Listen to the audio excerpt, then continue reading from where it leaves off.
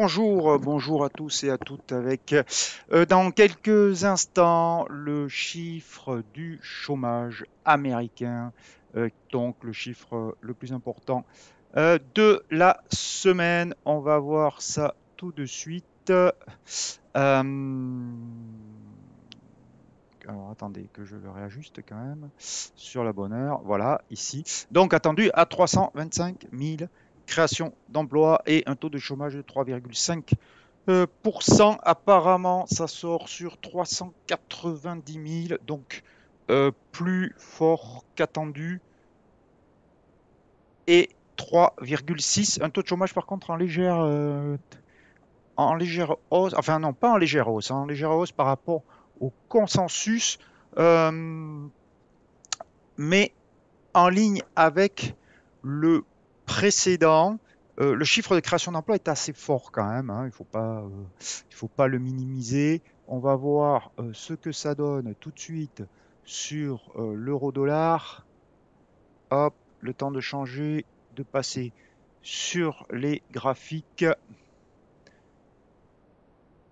euro-dollar, donc qui est au contact de son oblique baissière. Euh, bon, pour l'instant, on va passer sur peut-être un horizon de temps plus court. En une minute. Il n'y a pas énormément de réactions. Je regarde en même temps sur les marchés actions ce qui se passe un petit peu. Légère hausse du CAC, mais c'est pas non plus très flagrant. Il faut dire que ce chiffre n'est pas très loin des attentes, mais que surtout le chiffre de chômage étant complètement en ligne et le chiffre des créations d'emplois est un petit peu mieux que prévu. C'est peut-être pas le résultat qu'on attendait pour éclaircir sur le reste des anticipations de taux, voir si euh, on allait avoir un horizon un peu plus dégagé sur le rythme euh, des, euh, des hausses de taux du resserrement monétaire. Alors, je vais vous mettre les avertissements sur les risques légaux et puis on se retrouve après avec une réaction donc un peu plus tardive une fois passés les premiers stops automatiques.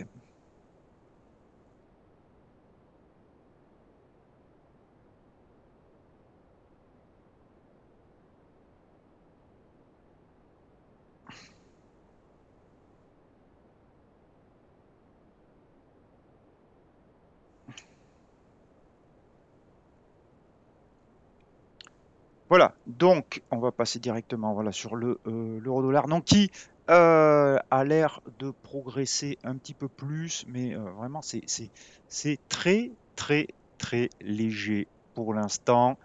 Euh, donc l'euro-dollar, si on prend un peu de hauteur pour voir ce qui est en jeu pour ce soir et cette fin de semaine, c'est bien sûr de savoir si il va réussir à clôturer au-dessus de cette oblique baissière qui capte donc depuis le début de la semaine le rebond. Si dépassement, on ira certainement sur 1,0934. Si on n'y arrive pas, le risque est de revenir sur 1,0640 et ça deviendra vraiment baissier sous 1,0640 en clôture. Mais pour l'instant, on est vraiment dans un statu quo. On voit bien l'hésitation face à ces chiffres ou la non-surprise de ces chiffres sur les décisions des investisseurs. On va aller voir nos positions puisque on avait l'AUD Yen, alors ça se passe toujours bien, hein, on est toujours en hausse, même si aujourd'hui c'est un peu plus timide, mais quand même, on a atteint le premier objectif hier soir, le premier objectif était à 93,80, le deuxième est à 95,58 et le troisième est beaucoup plus haut à 102 pour l'instant, donc premier objectif atteint. Sur l'euro-yen, objectif atteint aussi. Alors, on est à 139,90, 12. Je vous avais donné 140, mais effectivement, objectif donc atteint aussi. puisque bien sûr quand je donne un objectif rond à 140, comme ça on met jamais le take profit dessus, on le met un petit peu plus bas. Donc de bonnes nouvelles concernant nos deux positions. Et la troisième, elle, est assez bonne aussi, puisque le dollar yen, où j'étais haussier, on continue à la hausse, on est à 130,45. L'objectif, c'est 1 et le plus haut du mois précédent, enfin du mois de mai, oui, tout à fait, du mois précédent, oui, puisqu'on est, on est début juin, donc 131,35. Et le deuxième objectif est à 135, donc beaucoup, beaucoup, beaucoup plus haut. On va donc conserver cette position qui se passe tout à fait correctement euh, pour l'instant. Donc, euh, on a vu nos positions. On va aller voir la réaction de l'AUD contre dollar, parce que l'AUD contre dollar, ce qui est intéressant quand même là-dessus, c'est que on bloque sur une moyenne mobile à 200 périodes. Donc, il va falloir que les cours clôturent au-dessus de cette moyenne mobile et du retracement de 61,8 pour complètement invalider cette séquence baissière. Pour l'instant, on bloque donc sur cette zone de résistance, c'est pas bon du tout. Et bien sûr, on peut difficilement se positionner à la hausse actuellement là-dessus. Donc, le kiwi maintenant, puisqu'on est aux antipodes, on y reste.